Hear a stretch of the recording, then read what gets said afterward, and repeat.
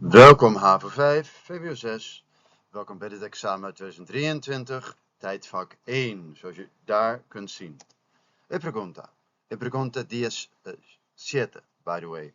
Gebruikbron 3, die gaan we dus ook zo bekijken.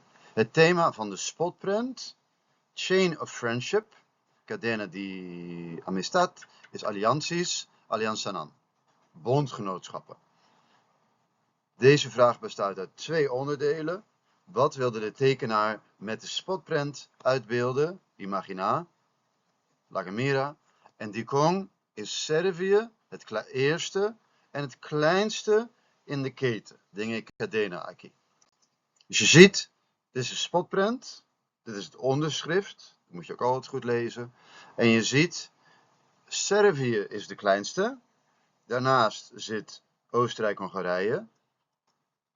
Ja, vervolgens zie je ook dat Rusland boos is op Oostenrijk-Hongarije, want het wil Servië beschermen. Panslavisme. En vervolgens zie je ook dat Duitsland Rusland wil aanvallen, omdat Rusland Oostenrijk-Hongarije aanvalt. Ja, en Oostenrijk-Hongarije wil weer Servië aanvallen.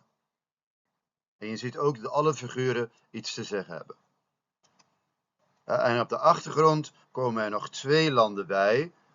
If you hear him, dat zijn de Britten, de Engelsen. Ja, no, if you hear him, dat zijn de Fransen. Die hadden ze eigenlijk Frans moeten laten praten, if you hear him. En ho there, if you chaps, dat zijn de Britten, dat zijn de Engelsen.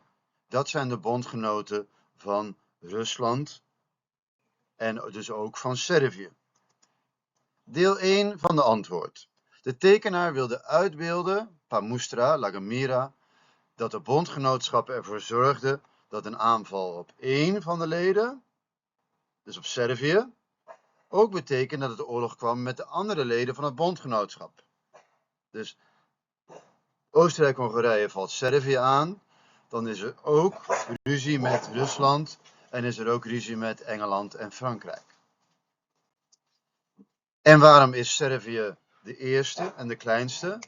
Servië is de eerste omdat de aanleiding, de causa principal van de Eerste Wereldoorlog, het Primer Guerra Mondiale, is de moord op aartshertog Frans Ferdinand.